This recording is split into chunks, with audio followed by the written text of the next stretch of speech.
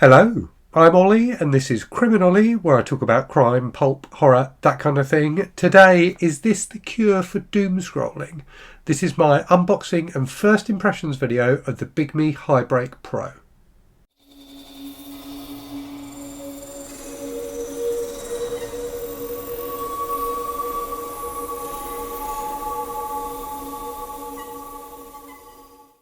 So Bigme are a brand I've featured on the channel before. They're a Chinese company who make e-ink devices, so e-readers, e-ink tablets and things like that. And recently they've branched out into making e-ink phones. So they released this a little while ago. This is the Bigme Hibreak.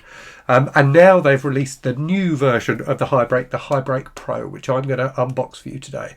So this is, I think, a very, very interesting sounding device. So the limitations of the Bigme Hibreak are really to do with the power of the device. It hasn't got a very advanced processor in it, hasn't got that much RAM. So whilst you can use it as a phone, it's got a SIM card slot, it doesn't really do all of the things you would want a smartphone to do. The Hibreak fixes that.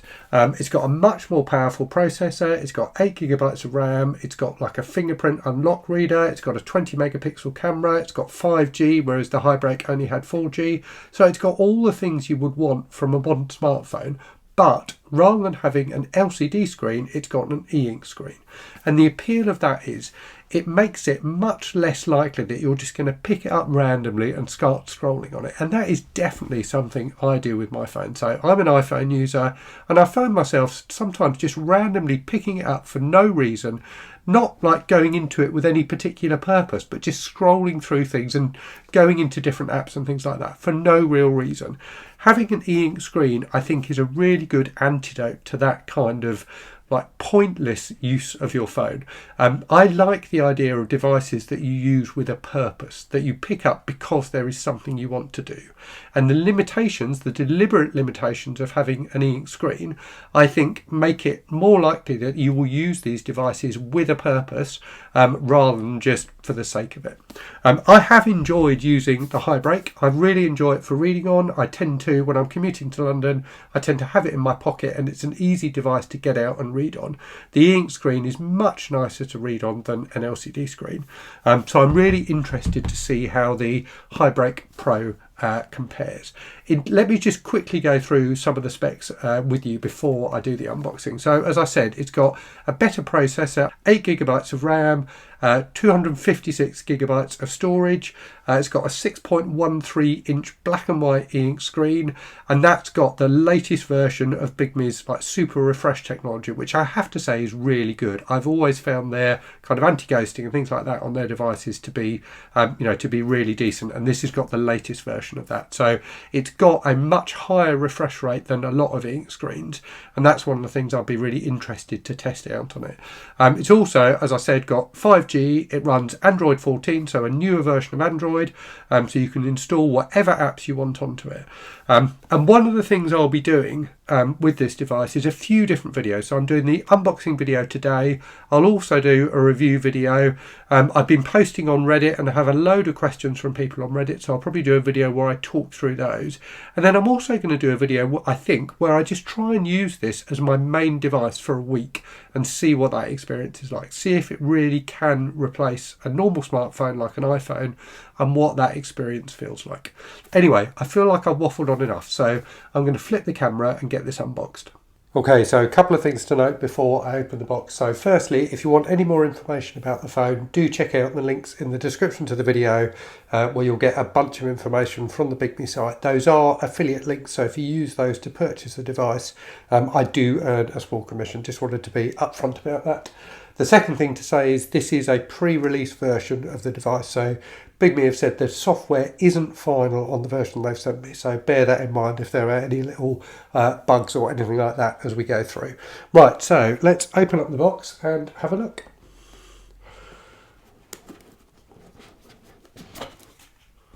So there we go, there is the phone, which I have to say looks very nice indeed immediately. It's got a nicer, more kind of high-class look to it, I have to say, than just the regular Hibreak. It's already in a case, so it's got a kind of rubberized white case around it there. You can see the Bigme logo on the front there. And you can see there's a little speaker at the bottom there and a USB-C port. And then there are buttons on both sides. So I can't remember which way around it is, but on one side you've got volume buttons, and then on the other side you've got the fingerprint unlock and power button, and also some mappable keys. I can't remember if it's the volume keys on this side or the mappable keys on this side, but you do get a lot of options there, which is fantastic. Let's just see what else is in the box. So we've got a little quick start guide, and a SIM card removal tool by the looks of it, and a USB-C cable. So that's all good. Let's move that out of the way. I'm just going to take it out of the case and just see what it looks like. So it slides out nice and easy. So there we go. It's got a less glossy screen than the Hibreak had. I have to say that was one of the problems with the Hibreak, was the screen is slightly glossy. But yeah, it looks pretty decent. I do like the cover as well, the colour as well, and I do love the red accent on the button. I think that looks fantastic. So what I'm going to do now is take it away, get it charged, update the software if there's any software updates, get logged into Google Play and things like that, and then I'll come back and give you some first impressions. Okay, so here we go. I've got it all set up, connected to my Wi-Fi. I've got Google Play signed into, downloaded a few different apps to try out, and I'm really impressed with it so far. There is a pending update that I haven't managed to do yet, so I'm just discussing that with Bigme at the moment to get that on here, and I'll make sure I've got the latest version of the software before I do the full review. But at the moment, it's really good, and what I am very impressed by is the responsiveness of the screen. It definitely feels like the most responsive, like the best refresh, and the mix of, I guess, refresh and clarity that I've seen on an e-ink device. It's really very good. The fingerprint button works nicely as well. So let me go into a few different things that I've installed on here. Let me show you Google Play first of all. So as you can see, everything you would expect on Google Play is there. You can install any Android apps you want in order to introduce different functionality to the device. I've got the BBC News app on here as well, which works just fine, and you can see that scrolling is like really, really smooth. I don't think I've even got it on a particularly high refresh. Yes, I've just got it on the default scrolling at the moment, or the default refresh, and it works just fine. Let me show you Blue Sky on here, which is like an app with like continuous scrolling, if you like. So you can see it's just like, it's not like any ink device I've ever used before, I think, in terms of the responsiveness. It's very, very impressive. And if you stop it at any point, like super clear, it's going to be a great device for consuming content on, I think, for, particularly text-based content like this kind of social media app. I think it's fantastic for. Right, let's go into YouTube as well, and just show you what video is like. So if I change the e-ink settings to, so it's automatically gone on to video mode. Let's go into one of my videos so I'm not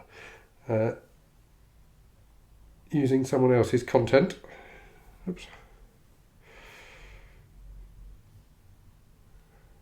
Hello, I'm Olly, and this is CriminOlly, where I talk about crime, pulp, horror, that kind of thing. Today, I've got a book haul for you.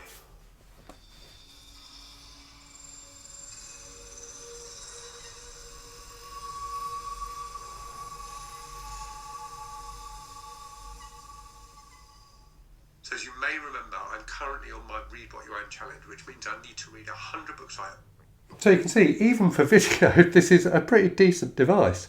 I don't think I'd choose to watch YouTube on it, but if you were out and about and you wanted to check in on something on YouTube, you could definitely use it for that. Which is, that kind of responsiveness and the refresh is definitely better than anything I've seen on other devices. Let's go into a book as well, because obviously that's something you're more likely to be using the device for. So this is in the default reading app. You can use the buttons on the side to change the page, and if I just push them as quickly as I can, you can see it flies through. It's really responsive, but completely clear as well. There's no ghosting at all, basically.